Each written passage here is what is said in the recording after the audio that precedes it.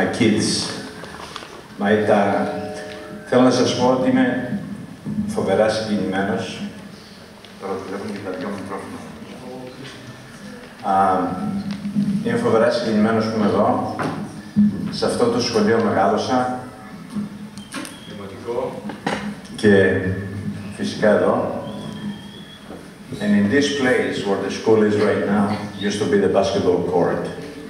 And the basketball court in our days was on dirt.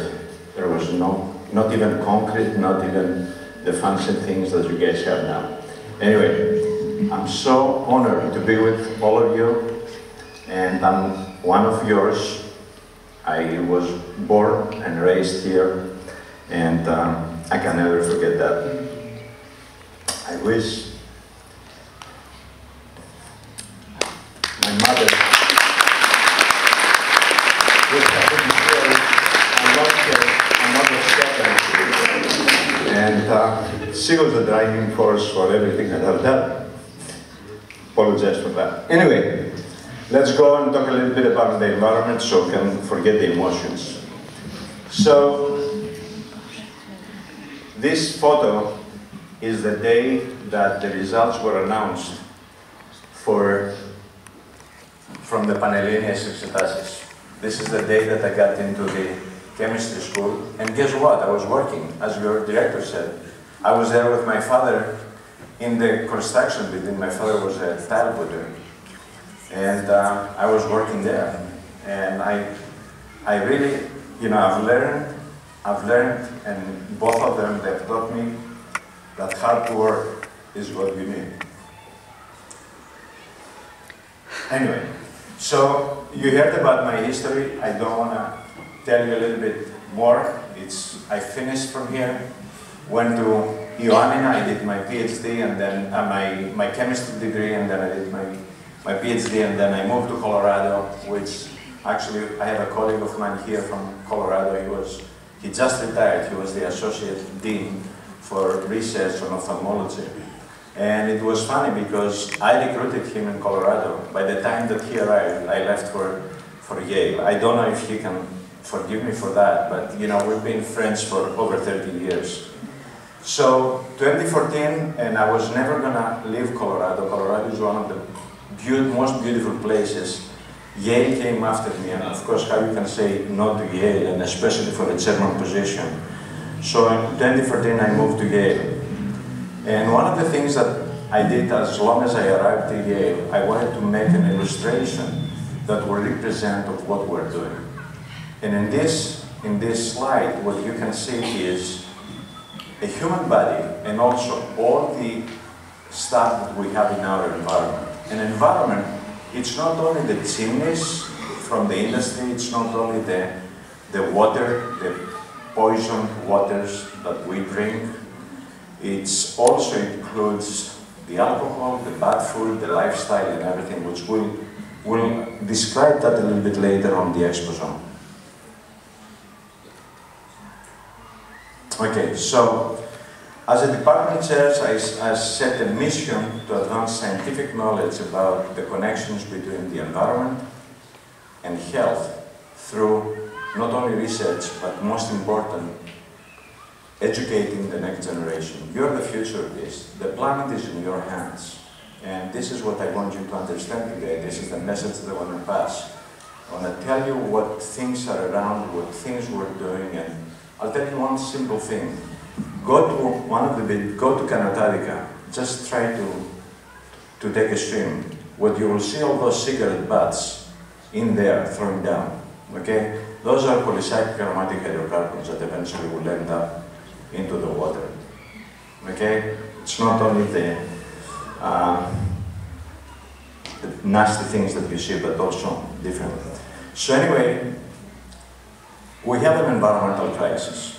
Okay? The environmental crisis is in all the aspects. And the environmental crisis, essentially what it does, includes climate change, pollution, and biodiversity loss. I'm not going to have the time to talk about biodiversity loss, but you all notice that, especially after the wildfires and the slides that we have with the water, this is what it tells you, what it means on the biodiversity gloss. But anyway, each of these issues has its own causes and effects, and needs to be resolved if we have to have a viable future for this planet, and this is really important. So, what is climate change? What I did is I went to the United Nations and I just put this definition as it is from the website. I encourage you to go and visit that climate action. You can learn a lot from that. Climate change refers to a long-term shift in temperature and water patterns. This is not happening only right now. I mean, it happens throughout the centuries. But it was happening throughout the centuries because we had the volcanoes, we had all these major events, so the temperature was fluctuating. But what has changed since the 1800s is the human activities that they really contribute to the climate change. What do I mean by that? All the cars, the oil, burning of wood, and all that have changed really the temperature and affecting the temperature. So climate change, it does occur, exists, and I'm going to take the wording that it has been on the Lancet from the University of London on the Global Health and Commission. Climate change is the biggest global threat of the 21st century. And you know what the most important is? Climate change affects health. On health will exacerbate inequities between rich and poor. Very simple example. You have high heat. When you have high heat, rich people can afford air conditioning. Poor people cannot afford air conditioning. Increasing the temperatures, it will increase the frequency of stroke, right? Εγκεφαλικό. So people that they are poor and they don't have this air conditioning, they are in high danger of developing cardiovascular and also neuro problems with that. So, how climate change affects the human health? This is a classic example in here that it starts from rising temperatures to all the extreme events. And essentially what we have is extreme events.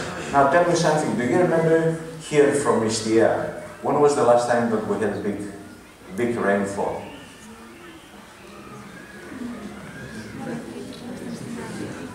I think it was probably last April. I was here when we had some rain. Since April, it hasn't rained at all. I mean, I took another drive yesterday, and everything is so dry. And actually, there was a fire going down to Canatadica yesterday.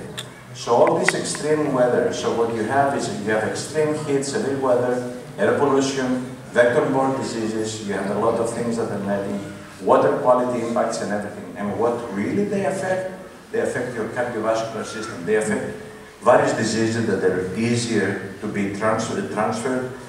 You have respiratory issues. Most of the kids now have asthma, and this is due really to increased climate change.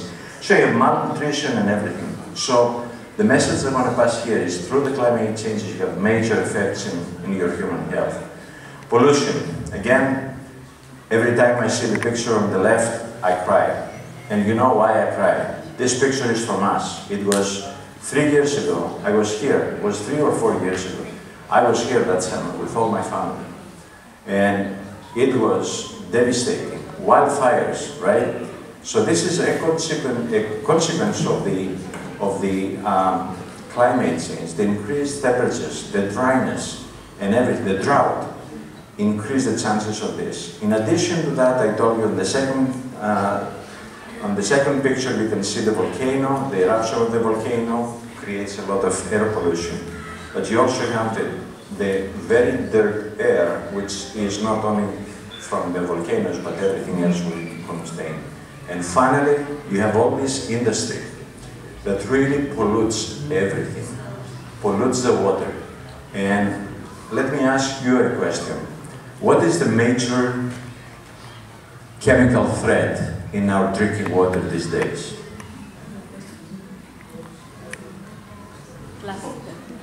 Plastic. What? Plastic. Plastic. I can't hear you. Plastic. Yes. Plastic. Plastic. Plastic. Oh, the plastic. Microplastic is a very... Plastic is a very big threat, and microplastic. There is something else also. is what we call the perfluorinated compounds. This is organic molecules that DuPont and 3M, they generated. In our Teflon skillets that we cook food, the non-stick things, the clothes that we're wearing, the ones that water does not penetrate through, this is covered with those organic molecules. And what they have done, this is organic molecules with 8 carbons, where the hydrogens have been replaced by fluoride. This molecule is unbreakable.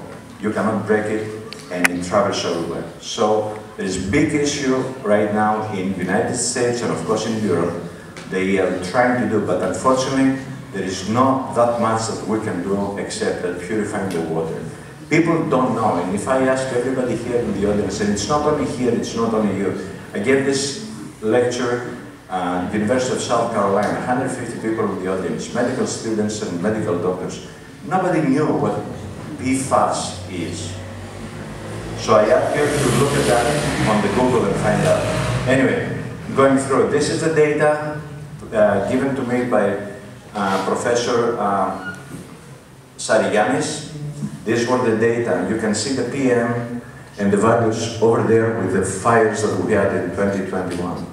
This to show you how much of the poor air quality was in the entire area. So everything now, even with the drought, you know, all this dust, they create this, what we call the particulate matter, the 2.5, and this makes everything worse in your, it affects also your metabolism, it affects everything. So this is the ozone, carbon monoxide, carbon dioxide, and these were the measurements that they were did. And look at that. This was, you know, one of the most amazing things that I've seen in my life. Remember we had the fire here in Evia? Look at all the area that has been polluted from the smoke, okay? It went down, all the way down to Peloponnesus, all the way down.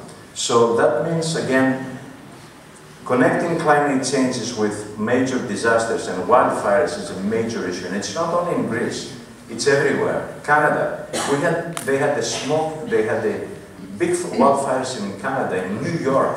It was covered completely by smoke. You know, it's really devastating, but it happens. Another thing that people don't pay attention to, and I think people here realize that is, and I need to modify this slide. So essentially, in addition to the exposure we have on the left, the animals, the domestic animals, get also polluted. So they get all this, and then eventually they go to humans. Not only the animals, but also the fish. They go down to the water, and they go to the plankton. Plankton feeds the little fish feeds everything, and eventually they go to humans. But you know what the most important? The most important is that eventually they're going to the developing embryo. So the embryos, all of us that we are, when we were birthed in our mother's belly, we have been exposed to this, and so most of these chemicals, they go through the blood barrier, through the placenta, and they end up to the kids. And this can affect really, if you know a few things that I can tell you regarding exposures during the pregnancy. First of all, the puberty time, it has changed dramatically. It's 2 years earlier of what happened, you know, 30 years ago. This is really scientifically proven, and it's really kind of devastating. The other thing, an increased rate of obesity. The increased rate of obesity, it's not that we have only the food that is there, but it's something that affects you to have to eat in the food. When we were here, I don't remember, we haven't had any kid that was really overweighted and everything. Now you go everywhere. And this is sometimes, people are not, you know, it's not that they want to eat, it's they make it to eat. And PFAS, these chemicals that they are present in the drinking water, everywhere, it could have a major effect on that. It really disturbs your endocrine system with endocrine disrupting facilities, and they can get the obesity.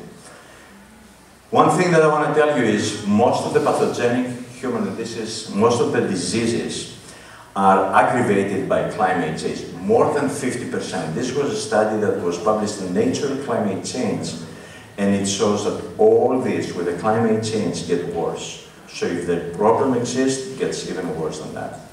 So how many diseases are really linked to environmental crisis? almost everything. We go from chronic disease, as I said, obesity, cancer, Alzheimer, Parkinson, infectious disease, tuberculosis, COVID, neurodevelopmental disorders.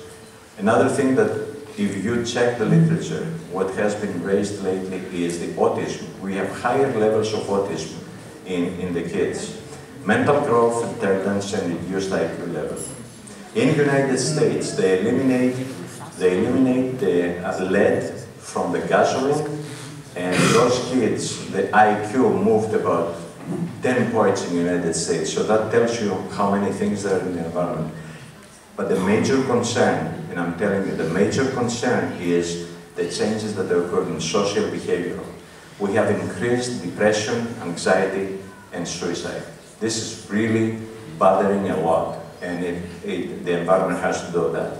Another thing that has occurred is early onset cancers. So you see people now, they develop cancers at the age of 40, okay, with no genetic mutations.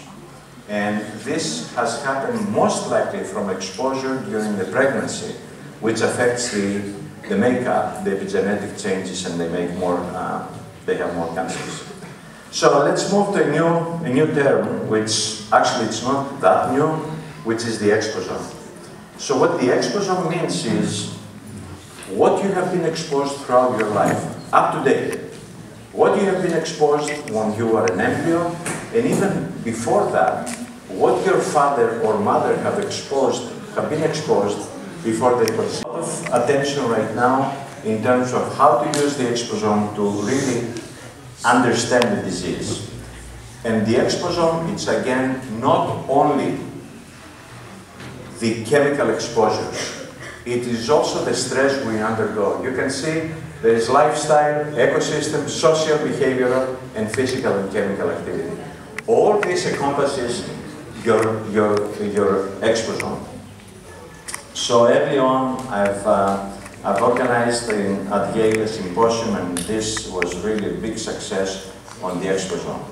So what is the interaction now between climate, environment, and society and health? As you can understand, you have climate change, they have a social impact, right? If you have higher temperatures, higher bloom, really affect everything, and they go to, affect the human society, affect the ecosystem, and then they have a major change into yourself. So what's the importance of conducting the exposome research? Why we're doing that? Why we're studying the exposome, total exposures?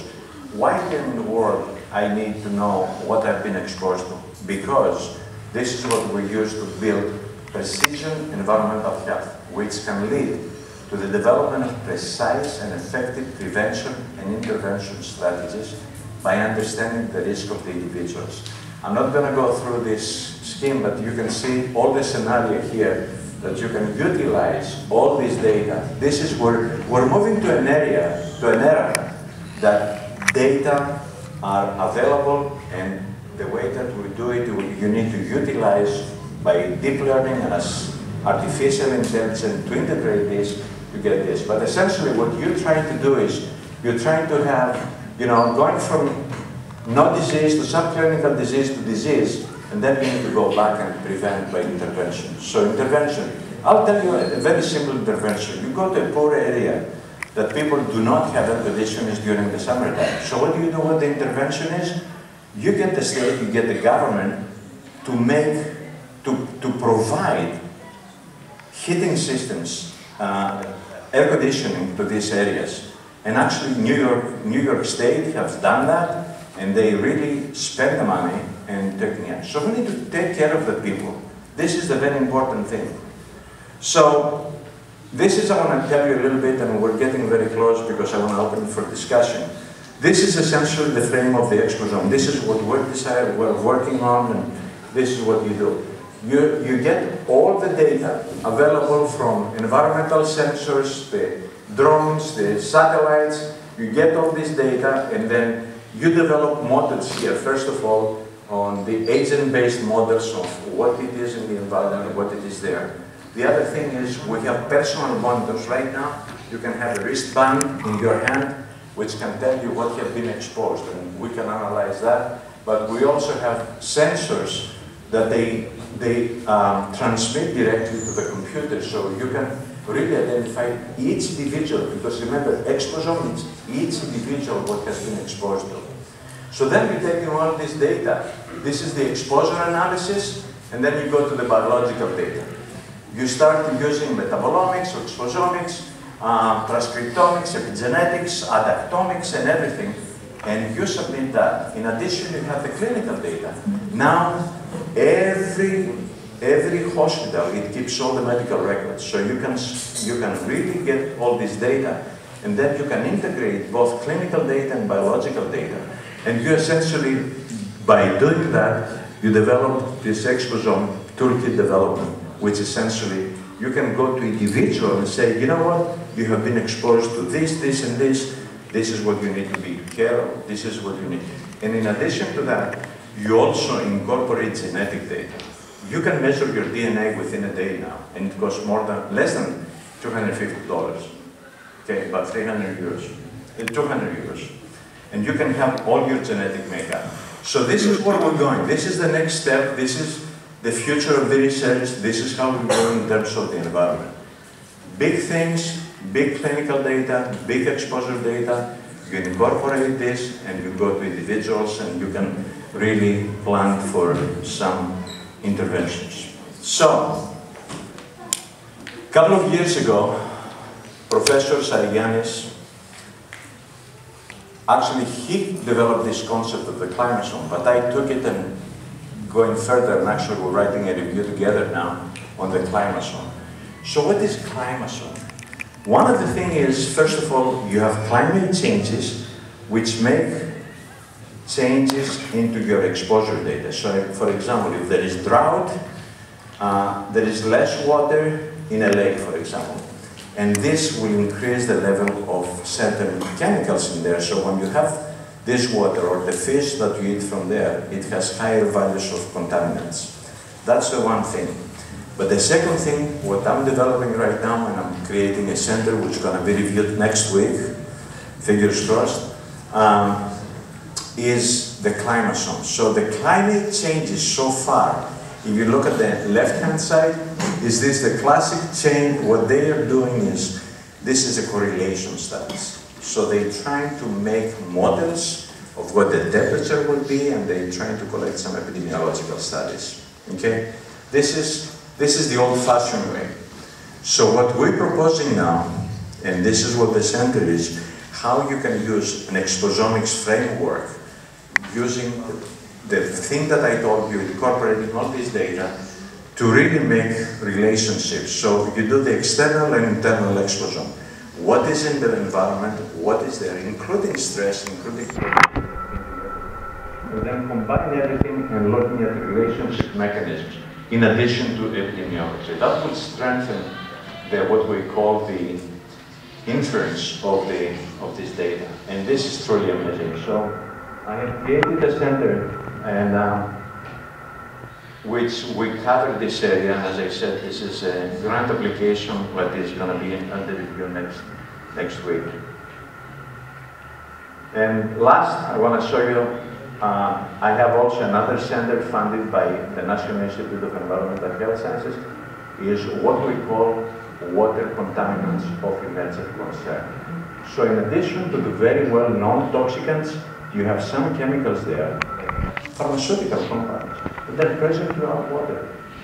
There are also some other chemicals that might be present, like the P.F.A.s or 1.4 dioxane, which, although there is some scientific evidence that they're very toxic, in animals we don't have data in humans. So that's why we call them emerging concern, and they're present. And the idea is, you want to protect the public from, this kind of sources of pollution in terms of the drinking water. So I was able, and for that I'm really proud. And I'm really proud, not because I got the funding, but I'm really proud that I was there at Yale and I brought 4 schools together to do this. And this is the School of Public Health, the School of the Engineers, the School of Medicine, and the School of the Environment. So we're about 40 people from all these schools, which we have the center, and we're working together. The engineering is something that we really need to rely on in terms of studying the environment and stuff like that. So on the left is, I think I'm going to start with that, and I'm going to give the microphone so we can have some questions. Thank you very much.